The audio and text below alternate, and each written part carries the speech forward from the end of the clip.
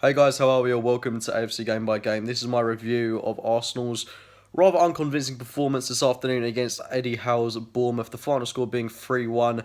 And to be honest, given the recent performances and results that we've had against the likes of PSG, Man United, Tottenham, although we haven't lost any of those games, it was so important in terms of morale to get a win today, a convincing win at that. Now, the result looks convincing in itself, but the performance at times was very 50-50. It was not the most convincing or confidence-boosting performance from Arsenal today. It reflected so many problems that we've had in recent weeks against the likes of PSG in the Champions League. It was dull, a little bit inept at times, a little bit lethargic. And of course, it does come back to that midfield and the fact we are missing Santi Cazorla. We did see a few changes come into the Arsenal team today. First of all, Granit Xhaka lined up alongside Mohamed El Nene. I'm very pleased to see Xhaka come in, but to be honest, I'd have much sooner had him playing alongside Aaron Ramsey. I think that would have given us a lot more drive. Those two players with similar attributes playing alongside each other in midfield, I think that would have worked wonders for us. That's not to say El Nene had a bad game, but he is limited in terms of his talent. He does the simple stuff very, very well, and he did it well again today. But I personally think that Xhaka Ramsey should be the long-term pivot for Arsenal, and we've got to start experimenting with that at some point because we saw it for about 15 minutes today, but it's just not enough. We're treading water with those two at the moment, and I just want to see them line up alongside each other sooner rather than later. The rest of the lineup was pretty much bang on. We saw Oxlade-Chamberlain, Theo Walcott and Alexis Sanchez lead the line with Mesut Ozil behind. I don't think Iwobi deserved to start this game. Chamberlain thoroughly deserved to get a start in this match. Did he take his opportunity? He did some good things in this game. He did some very poor things. I'd say it was a pretty average performance from Oxlade-Chamberlain. He didn't set the world alight. He a little bit rash in his decision making, I think. But I still think he's got a lot to learn. And I mean, we can't just judge him off this one performance. You've got to give him a run of games in the side. I would personally start him in midweek in that game against Southampton at home. But I think the big surprise inclusion for today's match was Mathieu Debuchy, the forgotten man, starting at right back in what was a bit of a different defence from the one that we saw in midweek.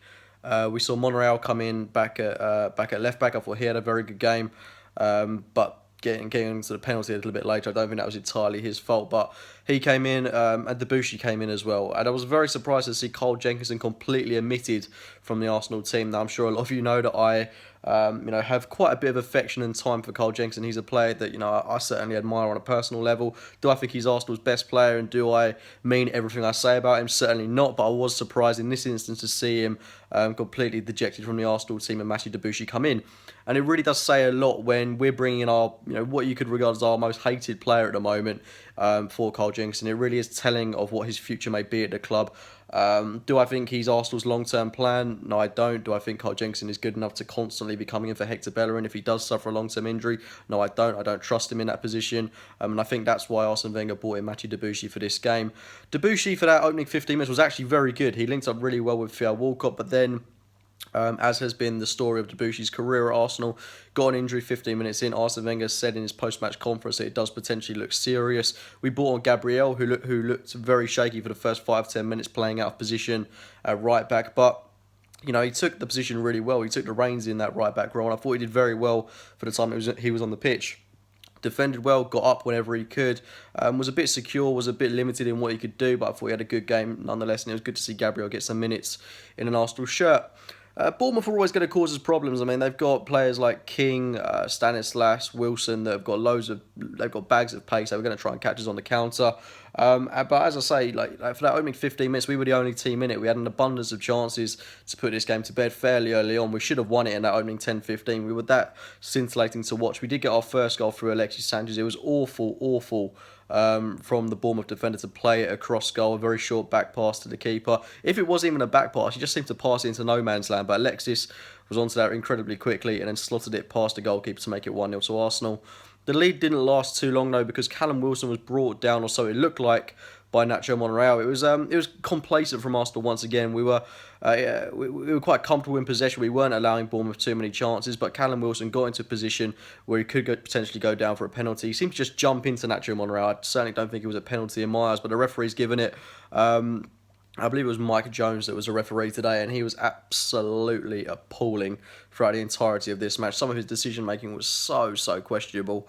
Another referee that seems to make it all about themselves when they come up against us. But the referee deemed it was a penalty. Callum Wilson, it wasn't the best penalty in the world, but he made it 1-1, leveled the playing, and it was good to see that Arsenal went into that second half with a bit more impetus. We looked very flat towards the end of that first half, but going out into that second half, we got that goal fairly quickly through Theo Walcott. It was great work by Nacho Monreal to control the ball. First of all, that cross that he put into Walcott was absolutely superb. To be able to control that, to put it in so delicately for Theo Walcott at the back post, nods it home. Walcott didn't have a particularly good game, but he scored, and that really is telling of a player that I'm hoping will come back into form sooner rather than later. But yeah, 2-1, and I don't think the game was ever really in doubt at that point. Bournemouth brought on Benik Afobe, the former Arsenal man. He causes a few problems at the back, but nothing that Koscielny and Mustafi couldn't handle. I thought both of those two were excellent throughout the course of this game. Mustafi especially, I thought he was superb. Monreal, as I say, was superb. Gabriel was very good for the time that he was on the pitch, playing out of position. And then towards the end of the game, yeah, it was a fantastic little goal through Alexis Sanchez. It was wonderful work by Olivier Giroud to put the ball across goal and then to the feet of Alexis Sanchez, who made it to 3-1, should I say.